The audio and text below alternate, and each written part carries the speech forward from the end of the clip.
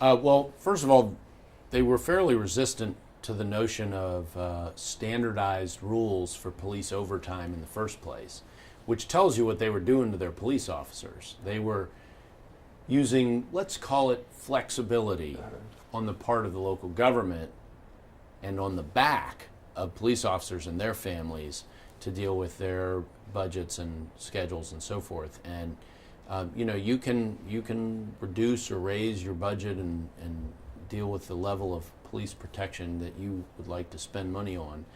But the individuals themselves, we felt, should be treated in a predictable and fair manner. And that was supported by the General Assembly, and I expect when all the rigmarole is said and done that that's going to, in fact, take place. It is in most of Virginia.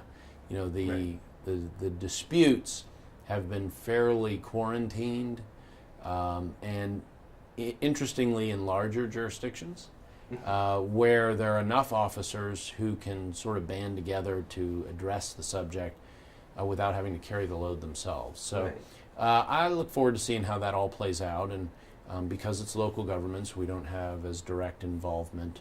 I certainly have strong opinions about it. I'm very protective of my police officers and of Virginia's police officers, and I have had that personal position for a long time. And the sky is falling mentality that we heard from the local governments when we put the bill in and put it through and got it into law hasn't come to pass. But some of these folks are being decidedly avoiding in their behavior in terms of complying. Well, and I think that is one of the questions that we had in the newsroom, and probably the average person that doesn't deal with a municipal budget is wondering, how could they decide arbitrarily that this state law we're going to abide by, this federal law we're going to abide by? Well, this is worth people remembering. The biggest lawbreaker in America is government. and you laugh, but it's absolutely true. And it's true at every level of government. The biggest lawbreaker in America is government itself. And so the state law is in place now. There is a backstop of accountability, but that local government is going to have to be driven up against that backstop. And the way that happens is in court. But we have put the backstop in place. That was my role as a state senator. I don't necessarily have a role as an attorney general here. I have a strong view as to how this should end. And it should end in a way favorable to these police officers. And I hope that that's what we see from the courts. If not, then the policy response is to go back to the General Assembly and adjust the law. But I don't feel like that's needed. Is this a thing where a municipal government, before they make their budget, might come to an attorney general, even if you weren't the author of the law, and say, can you provide us some guidance? I know that you don't have jurisdiction, we might have, but they're not our clients, so we might have some informal discussions, and we have had local governments in here on one issue or another, TMDLs, stormwater, and the EPA and what they have to deal with, because we are sort of on the front line with those federal regulations. And so we talk to them about these things, but they're not our clients. And so we don't give them formal legal advice, and they don't seek formal legal advice. But, so they're left to their own devices to comply with the law like everybody else is expected to comply with the law. The idea, and you've kind of already touched on this, but many of them were concerned at the time that it was an unfunded mandate, that the state government was coming down and telling local governments that they were going to have to pony up this money. Why, in this case, did you think that was an appropriate move by state government? Well, for one, no other employee was being abused in the way police officers were. None, including firefighters. None. And they were in a very unique and disadvantageous position. And yes, they don't have 9-to-5 schedules. That's part of the challenge, is that they do not have 9-to-5 schedules. They're on, they have shifts, and you've got people working overnight and all the rest. And what localities were doing was take Fairfax, which I know about because that's where I was a state senator from. Right. They've got a 2-week schedule. And so under the federal structure, the locality, in this case Fairfax, would pile hours in to week 1 when they knew the officer was going to take week 2 for vacation. So they'd get, pick a number, 60 hours, 50 hours of time scheduled for that officer in the first week. And overtime was judged on the whole 2-week period. And they wouldn't this went on, all over the Commonwealth on different pay periods because it was based on their own pay period.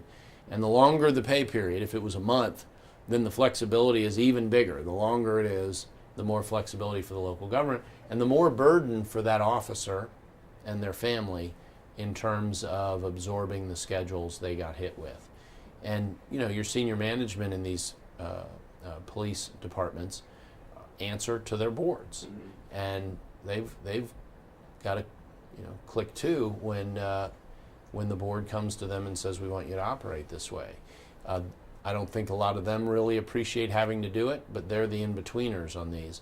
And we've set policy for employees in Virginia, and the policy, frankly, is not much different than saying everybody's going to be treated equally. Mm-hmm.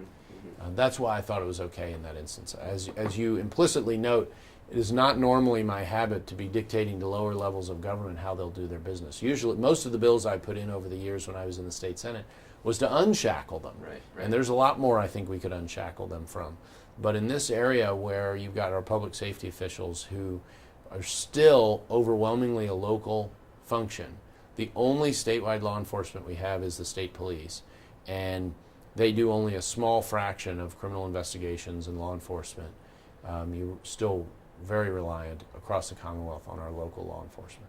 And I want to get back to this idea of just ignoring the law, and you talking about the government being the biggest lawbreaker. You've talked to school kids about this, about the idea of rule of law. Right. Do you think that's something that is people are missing the point of, I guess, is a good way to put it in this day and age? No, or and maybe yes. They don't understand no, it. In general, but yes, as it relates to government.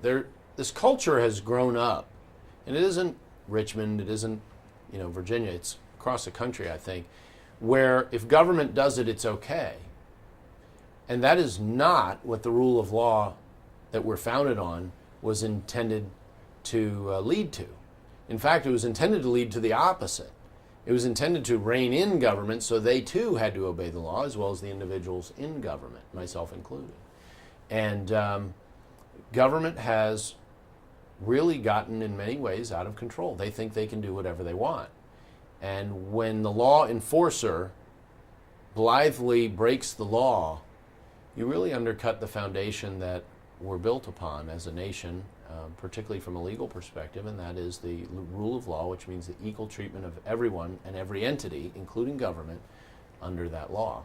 And I think it has profound long-term negative consequences of allowing it to go on. And so one major goal I point out that government is the biggest lawbreaker, and I do something about it in those areas where I have legal authority. I mean, it wouldn't do any good if I started creating new authority for myself to try and enforce the law. That would be me breaking the law to enforce the law. And we try to lead by example first and foremost. So, but in my area of authority as Attorney General, for instance, representing the state vis-a-vis the federal government, we've been very active in trying to keep the federal government within the boundaries of the law and the Constitution. And I think that's absolutely appropriate at the local level as well.